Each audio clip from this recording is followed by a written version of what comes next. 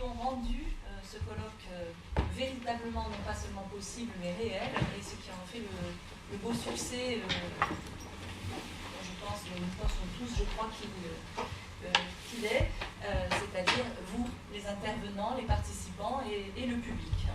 Et c'est l'occasion pour moi aussi de rappeler qu'il y a eu quelques absents, mais que ces absents seront présents dans les actes du colloque qui sera publié. Nous enverrons prochainement un courrier de clôture qui expliquera les différentes modalités de publication et qui expliquera aussi que, comme vous l'avez compris, ce colloque est filmé, mais ne seront bien sûr diffusées les images que de ceux qui auront accepté qu'elles le soient. Alors, je garde l'œil sur l'heure et je ne vais pas être longue, je vais simplement rappeler les questions majeures qui, selon moi, ont émergé et je laisserai très vite la parole à mes collègues pour continuer cette ébauche de conclusion du colloque. Alors, les questions, bien évidemment, qui ont émergé sont celles qui avaient été posées. Je ne les détaille pas. La question du singulier, du pluriel, du commun et de l'exclusif, de la participation et du partage ou de l'exclusion de cette participation et du partage, on vient de le revoir avec la question des blogs. La question, pour reprendre une belle interrogation de Robert Morisset de ce que la déterritorialisation de la littérature lui fait, est-ce qu'elle devient un lieu commun ou est-ce qu'elle devient une utopie? On en a beaucoup parlé. Deuxième question, la question de la constitution de l'archive et de la circulation du contemporain. Il ne faut pas oublier, tout ça n'est pas seulement horizontal, ça se passe aussi dans la profondeur du temps, de l'histoire, et plusieurs communications l'ont montré. Et puis bien sûr, question de la langue et des langues, dont il aura été beaucoup question encore ce matin. Alors tout cela, je répète, je ne le détaille pas, mais l'enjeu commun qui en ressort, c'est un enjeu, des enjeux de pouvoir dominés par des métaphores. J'en garderai deux, j'en retiens deux. La métaphore du liquide, de l'eau, avec ce qu'elle a eu comme illustration particulière, mais la fluidité, la vague, la fluctuation et la fuite, le leak. Et puis l'autre image, qui a peut-être été moins évoquée, mais qui en fait est présente derrière tout ce qui a été dit, elle est liée à quelque chose qui n'est pas du tout imagé, tout à fait concret. Nous sommes ici dans une salle qui est éclairée à l'électricité. Si nous avons accès à l'Internet, c'est parce que nous sommes connectés au réseau électrique. Et je voudrais rappeler une chose toute simple, mais qui est très importante. La carte de l'Afrique que Ben Williams nous a montrée hier, montrer que la diffusion du livre numérique se situait dans certaines zones et pas d'autres.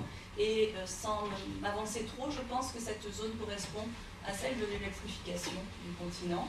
N'oublions pas que pour lire sur une tablette ou pour se connecter à Internet, il faut avoir l'électricité. Et je rappellerai, puisqu'on a parlé d'enjeux linguistiques, qu'en anglais, l'électricité, ça se dit power. Et je crois que j'ai tout dit. Les enjeux écologiques et les enjeux économiques du monde de demain, on le sait, c'est la maîtrise de l'eau et de l'électricité. Et bien la littérature mondiale et la mondialisation de la littérature, par ce biais de la métaphore, elle est liée à ces deux concepts qui sont plus que des concepts, ce sont des réalités concrètes. Je conclus donc pour ma part en reprenant la très belle question qui a été posée par Chantal Chaudery hier. Est-ce qu'avec le numérique et le web, on a affaire à une mondialisation des littératures qui ferait que la translatio studiorum se ferait sans translatio imperii? Alors nous pouvons tous espérer que oui, mais rien n'est moins certain. Voilà. Donc je laisse la parole à peut-être à Milad pour respecter l'alternance des langues que nous avons tâché de maintenir. Merci beaucoup. May I switch to English since this is my role, and first of all I have to thank everyone both my colleagues and everyone who helped us organize it, but as Veronique just said, particularly to the participants. And I'm just decided, the simplest thing is I'm going to tell you an American story. It just falls upon me to be the English-speaking representative, particularly American-speaking. It will go very, very quickly. In the end of the 19th century, early 20th century, there was a group of individuals that are known as the robber barons. They're quite remarkable because they were basically extremely rich, became extremely rich by creating monopolies. But they understood something that was particular of that period, that once they amassed tremendous fortunes, they gave quite a bit of money to all their children and descendants, but they created some of the largest and most important cultural foundations in the US, the Mellons and Chico Calculus, but particularly they purchased and made accessible, both in public libraries and the great national museums, all these cultural artifacts that they bought. What I think we're facing today in some ways, both with world literature as well as other issues, industrial and so on and so forth, is the group I call Silicon Barons. These are basically the GAFA, Google, Apple, Facebook, Microsoft, and so on and so forth. I did a very quick study a while back with one of my students. We looked at the foundations that these very extremely rich companies, the Gates Foundation is about $20 billion, to give you an idea of the scale. They finance everything with the exception of what we consider culture. And it's absolutely fascinating. Apple is the worst in some sense. They do zero financing. I think it's very significant because the shift from the robber barons to the Silicon Barons basically incarnates a tremendous shift in the status of cultural production within the digital age from a particular perspective that is in the US. And my conclusion is very simple, is that they do not finance it because they think they produce it, because they think they make it. But the question that we have seen over and over again is how do they make it? They make it with users, with data that we produce, that simply they take over and then recirculate and apply to it algorithms and so on and so forth. And in some extent it applies precisely to the category of world literature. Is it possible under such paradigm? The question remains important. And I thank you very much. Merci Véronique, merci Mina. Bon, il me reste peu à dire en définitive après les deux conclusions déjà très brillantes. En plus, il est 13h01, donc je ne veux pas vous accabler davantage, vous avez tous envie de partir. Tout d'abord, je vous remercie tous de nouveau pour être venus, pour avoir participé à ce colloque, être venus de très très loin et au fond avoir suivi le parcours qui était le nôtre. Moi, ce qui me frappe, c'est que nous avons commencé, évidemment, dans ce qu'on pourrait considérer comme un des temples de l'archive et un des temples du livre. La Bibliothèque nationale de France est tout de même un endroit très monumental. Là où nous étions, en fait, en plus, nous étions dans les profondeurs de la BNF, un peu, dans une salle noire, c'est un peu la crypte. Voilà. Crypte qui a été redoublé par le très beau film d'Alain Resnais, puis par le travail aussi de Jeffrey Schnapp, qui montrait qu'au fond, nous étions dans un lieu clos, un peu fermé, carcéral, et au fond, rendu inaccessible ou difficilement accessible. Enfin, on pourrait beaucoup méditer sur cela. On part donc dans cet espace, et puis nous terminons, heureusement, par une toute autre approche de la littérature, à travers la table ronde qui vient d'avoir lieu. La table ronde qui, au fond, nous ouvrait sur un autre type de rapport au livre, beaucoup plus ouvert, en fait, beaucoup plus accessible.